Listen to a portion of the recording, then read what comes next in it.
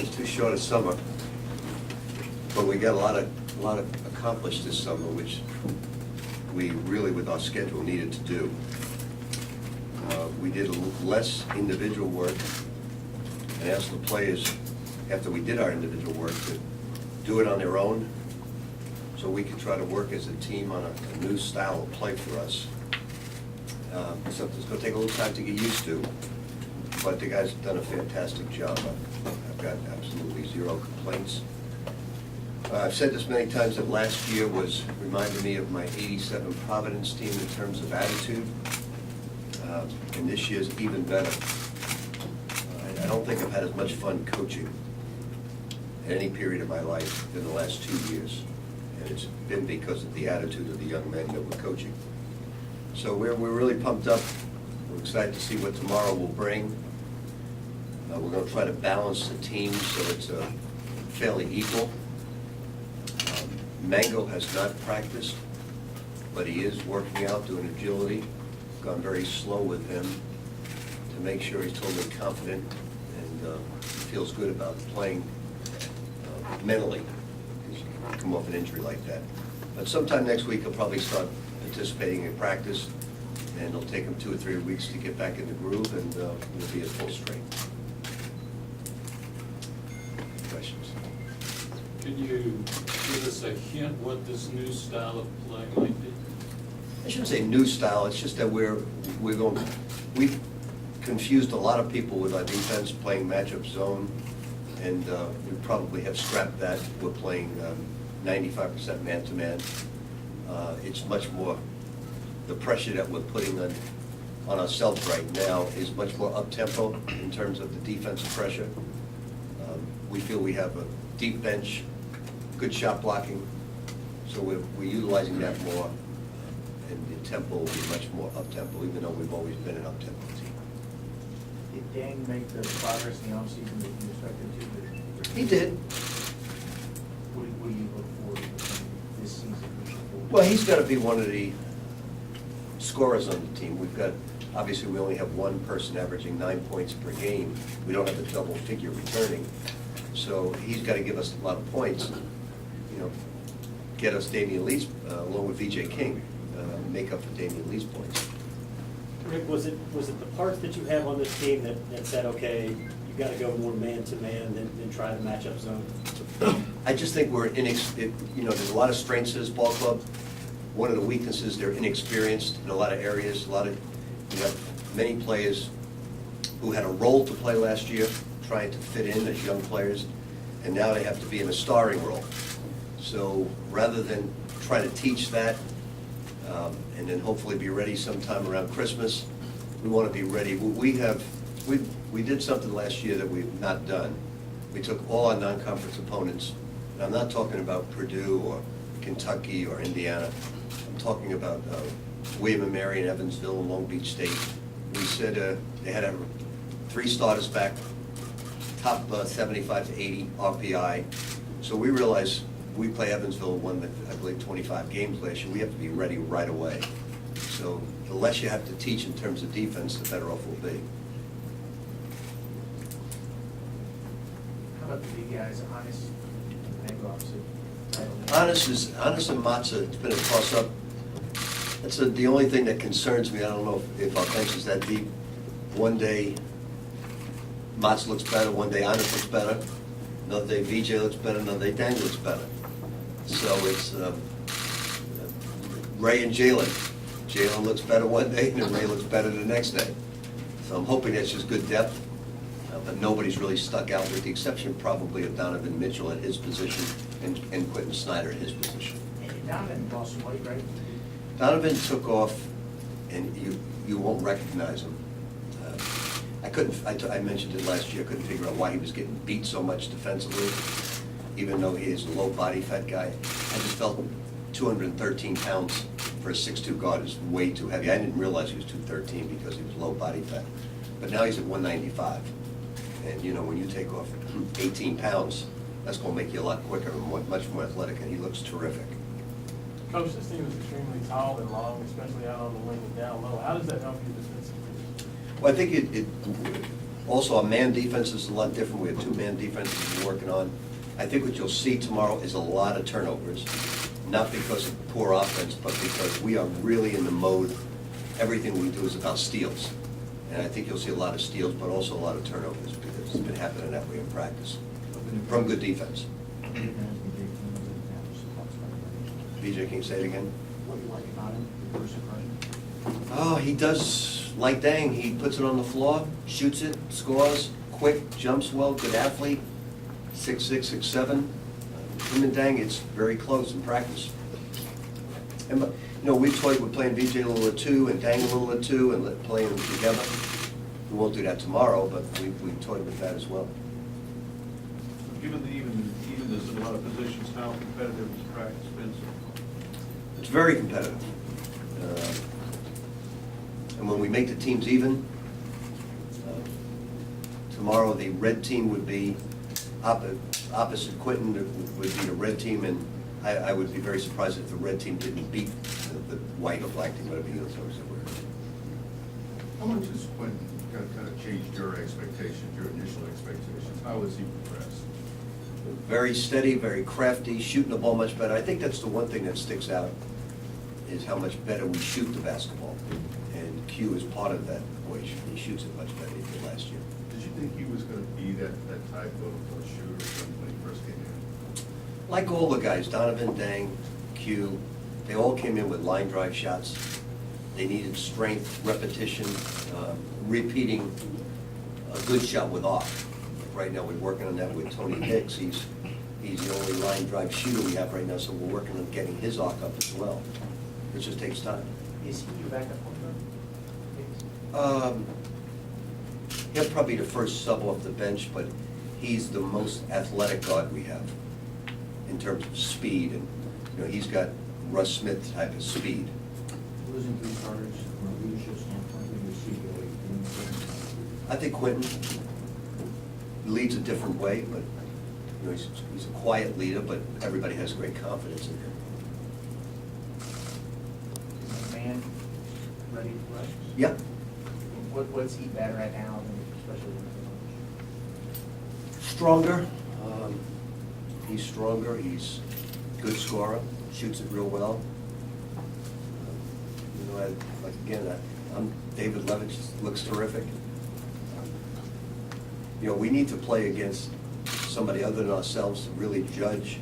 But I think tomorrow, we won't have not to say that Belleville or Kentucky Wesley, a competition will be really strong tomorrow playing against each other. We're very deep. Coach, it looks like Watts has lost some weight. How has he progressed in this third season? He's lost weight. Yeah, it looks like he's 10 pounds lighter, at least on the roster. He was 2 listed 250 last year, he's at 240 now. You know, I think he broke off with his girlfriend, maybe that did it. I'm not sure. I haven't noticed the weight loss with him, to be honest with you. This may be Kenny's clerical error, I don't know. Is the biggest challenge in experience? I think that is the biggest. I think there's 2 or 3 things that are very concerning for me. Is one, where the point's going to come from. That doesn't bother me a whole lot, but the schedule bothers me. The schedule is the toughest schedule that I have faced as a basketball coach since being in this business. And not to make any excuses, we thought Chinano Panawaku was coming back. But that's not a big deal to us because we've got 3 centers, potentially 4, because Ray can definitely play there as well.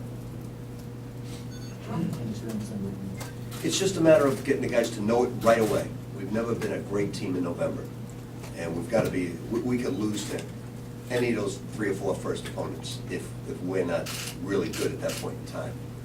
How much of an issue is the NCAA thing hanging over the program? I mean, It's you not. Put it behind you, We have put it behind us. so it's not. I just said it's not an issue. That's the best way I can answer. It's not. We haven't talked about it with the team.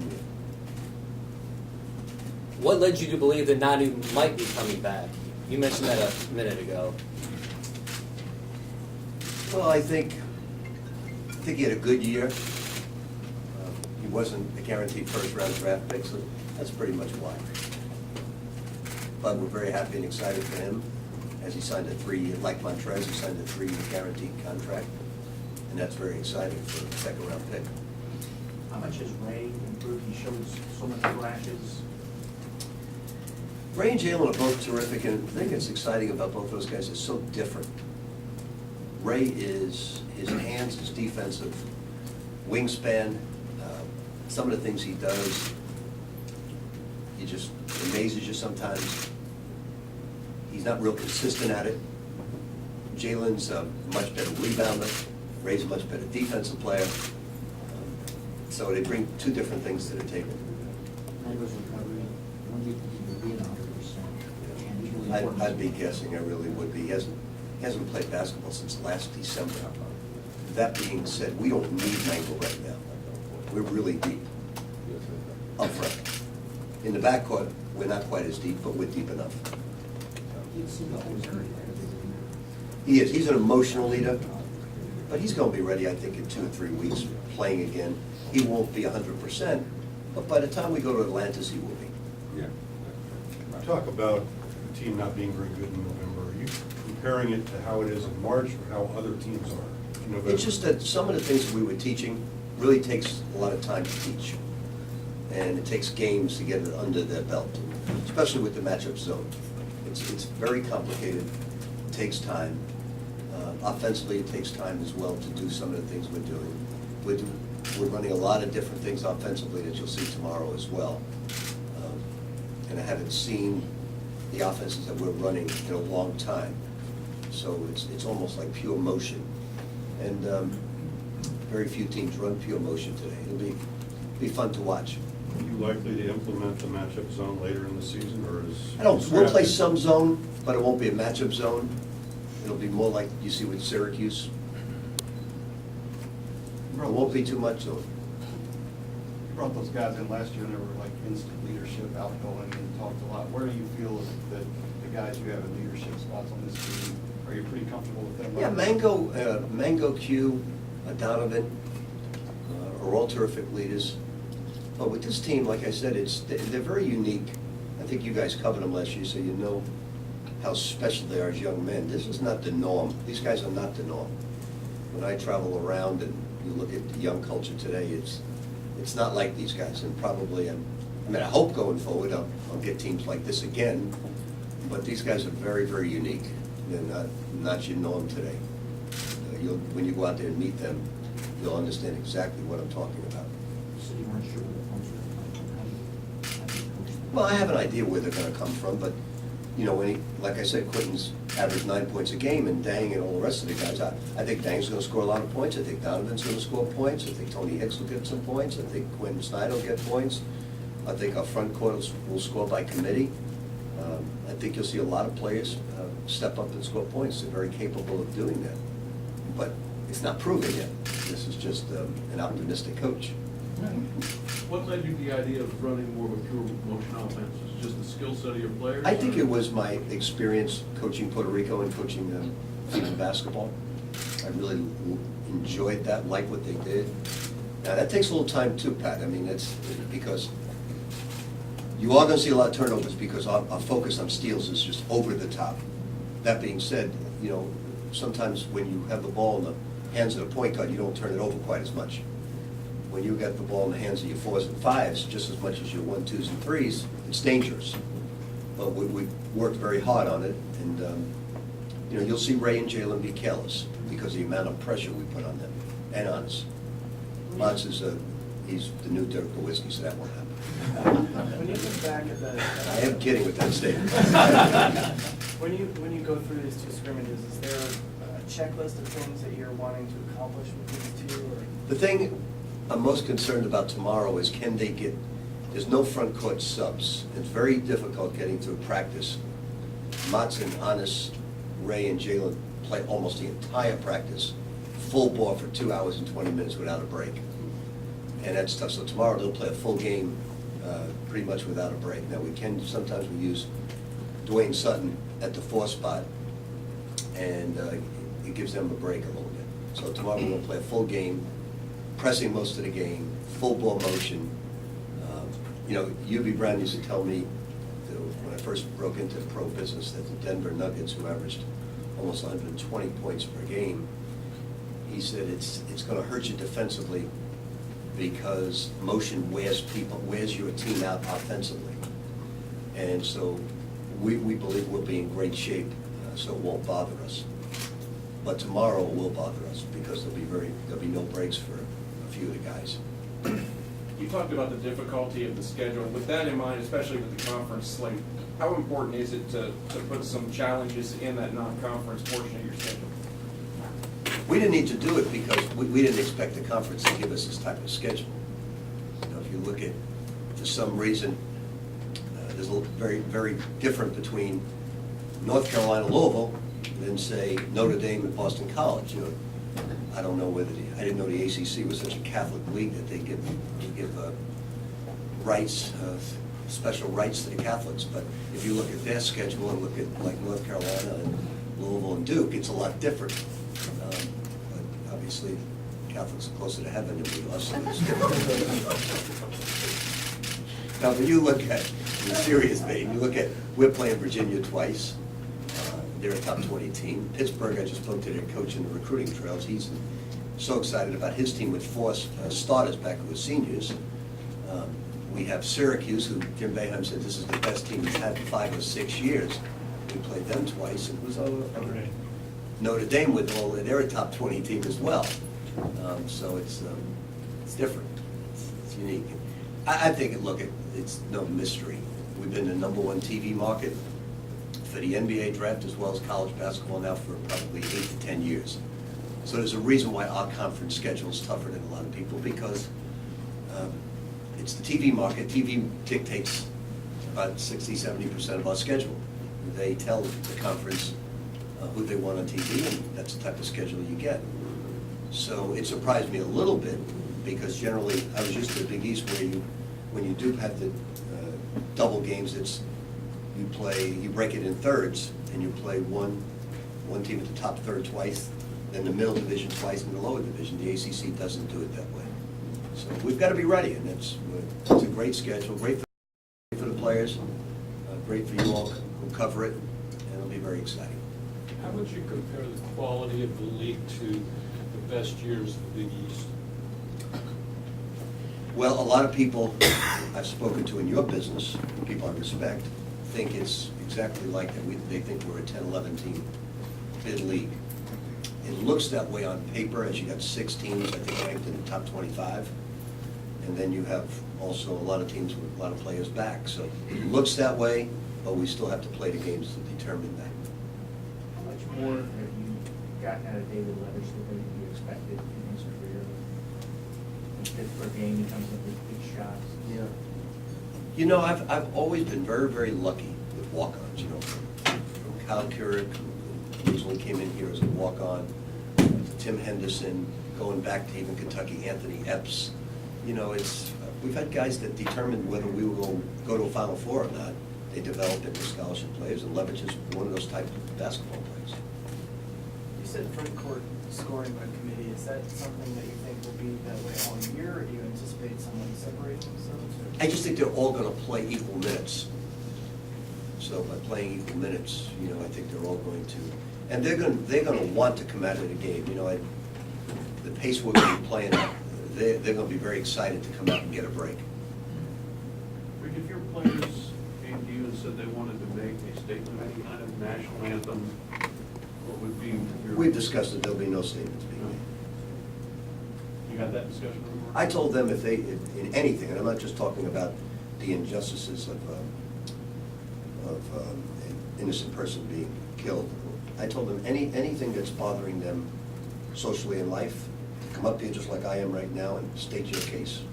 It's a free country. You just get up there and you just say your piece. It'll go national. And if there's something bothering you socially, go ahead and say it. Get up there and say it. Rick, how far along is we're ready to contribute as VJ compared to other true freshmen you've had over the years? I think he's ready to contribute right away. And When you what- play against Dangadell each day, and you more than hold your own, and some days get the better of him, you're ready to play. There really seemed to be some in last season. Thank you. It's tough to tell because BJ's pretty much on the same level. It's really tough to tell.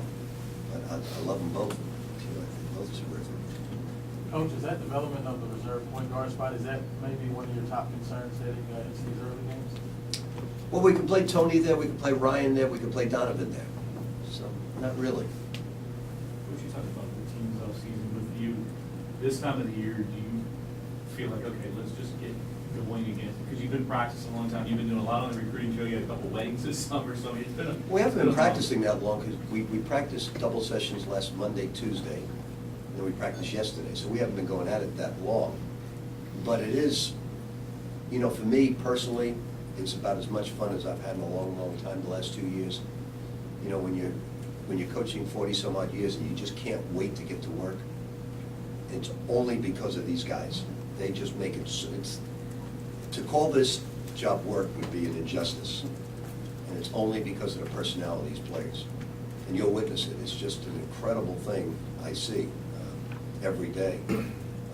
It's fun. The laughter is there. The guys are they just want to get better. They want to pay attention to every little thing that's being said. And it doesn't happen that way all the time. It's just, we're very lucky here right now. And we've been on a great run. The last 6 years have been a great run. And we don't want to take a step back. So we want to stay with the same 6 years. Last year we didn't compete in the tournament, but it was still a great season. Real appreciative to Damien and Trey and what they brought in 1 year. I think Tony Hicks is going to have a terrific season as well. What did you have to work on for thing? I mean, I know you said you left up into their individual workouts, but what thing do you feel? The number one thing we worked on with Yang and Donovan was their arc. We call it Steph Curry arc. If we can get anything close to that, we're real excited. The only one that is close to that type of arc is Ryan McMahon shooting the ball. But the rest, their arc has improved so much, their confidence has improved so much. They have shot the ball thousands and thousands of times working on this arc. And they're very, very dedicated basketball players. They're gym rats. They love the game. They love the gym. Did they seem a little tentative down the stretch? I mean, you came back from the injuries, but you... Well, the first few practices, it only took 1 day. First few practices, we put the guys on, I don't care for yelling at them anymore, so I just send them on the treadmill for a minute, which is better in that thing than being yelled at. So I just said, just go, and I've sent Dang to the treadmill first 2 practices about 12 times when he didn't take an open 3 and ball fake to try to get a 2. And you don't want to shoot it, go, just run. And it only lasted 1 day, which is a good thing. Is there a real disadvantage to your schedule? I mean, it's a 68-team tournament, ranked very high, you've had a lot of success. What's the real impact? You know, we're going to have some losses this year that could come, and we won't panic with the losses. We're going to be on a heck of a journey. Sometimes the journey starts, you know, with 1 game like the end of November, and then starts mid-December, and then the journey really starts. It's going to start mid-November this time, for good. It won't be an easy game for us. The fans may not understand how good William & Mary or Long Beach State or Evansville will be, but we understand, and you do, because you're going to know their starters returning. Then obviously you have the Battle of Atlantis. You have Purdue, who's ranked very high. Indiana's ranked very high. Kentucky's ranked very high. Then you're at Notre Dame. So it's going to be a great schedule, and we just have to be ready for it. How long do you think it will take before, at least in the non-conference, like this team starts to take the shape that you wanted to see? I want it to be right away. I want to see a heck of a red-white scrimmage tomorrow. Like I said, I think because of our defense, the way we're playing, we'll have a lot of turnovers in the game, but it's by design to steal the basketball and create turnovers. What's BJ's biggest area for improvement? Do you feel like Just getting used to the offenses and the defenses. He's a well-rounded basketball player, does a lot of different things. I think if you ask the players how impressed they are with him being a freshman, you wouldn't think he was a freshman. You mentioned moving on from the NCAA. What is your emotion moving on from that, getting past last year, and now a new year this season? Like I said, if it wasn't for the players and the type of people that were last year as well as this year. For anybody as passionate as me with the game, it really would have, it did bother me last year a great deal, what went on. Where it went on even bothered me more.